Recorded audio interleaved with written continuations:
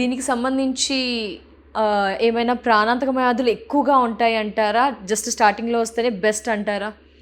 అంటే మీరు బ్లాస్ట్ అయిపోతే ఎన్యూరిజమ్స్ బ్లాస్ట్ అయిపోతాయి అని చెప్పారు. ముందుగానే కొన్ని సింప్టమ్స్ తో గుర్తించవచ్చు. బయటికి కనిపించినప్పుడు రక్తనాళం ఉబ్బుతుందంటే వెంటనే వాస్కులర్ సర్జన్ దగ్గరికి వస్తే డెఫినెట్ గా చిన్న స్కాన్ తోనే మనం ఒక డయాగ్నోసిస్ అయిపోతుంది. ఆ పెయిన్ లేదు, ఇబ్బంది ఏం లేదు అని అనుకోకుండా టెస్ట్ కి రావాలి. అంతేగాని నొప్పి ఏం లేదు కదా, ఏదో ఉబ్బే కదా, ఏదో స్వెల్లింగ్ తర్వాత ఖాళీ ఉన్నప్పుడు చూసుకుందాం నెగ్లెక్ట్ చేయకుండా దాని గురించి మనం అవగాహన తీసుకుంటే ఈజీగానే దాని treatment options, diagnosis easy and treatment options కూడా ఈజీగా అయిపోతాయి. ఎక్కడైతే అయోర్టిక్ ప్రాబ్లమ్స్ ఉంటాయో వాటిల్లో మాత్రం మనము స్క్రీనింగ్, అయోర్టిక్ ఎన్యూరిజం స్క్రీనింగ్ అనేది చాలా ఇంపార్టెంట్. అది మన ఇండియాలో కొరత అని మనం చెప్పుకోవచ్చు. ఉంది ఇక్కడ అయోర్టిక్ ఎన్యూరిజం స్క్రీనింగ్ ఉంది.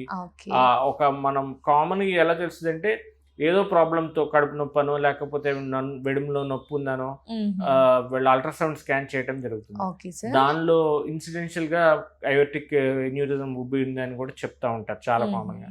ఇలా కాకుండా కొన్ని సిమ్టమ్స్ ఎవరిలో అయితే హై రిస్క్ ఫ్యాక్టర్స్ ఉన్నాయో లైక్ బీపీ కానీ షుగర్ ఉన్న పేషెంట్స్ అట్లీస్ట్ బై 2 years ఒకసారన్నా అల్ట్రాసౌండ్ అబ్డామిన్లో కానీ ఏదైనా అయోర్టిక్ ప్రాబ్లమ్స్ ఉంటే సిటీ అయోర్టోగ్రామ్ కానీ చేయించినట్టయితే మనకి వెంటనే ఎన్యూరిజం అనేది ఎర్లీగానే గుర్తించడం జరుగుతుంది.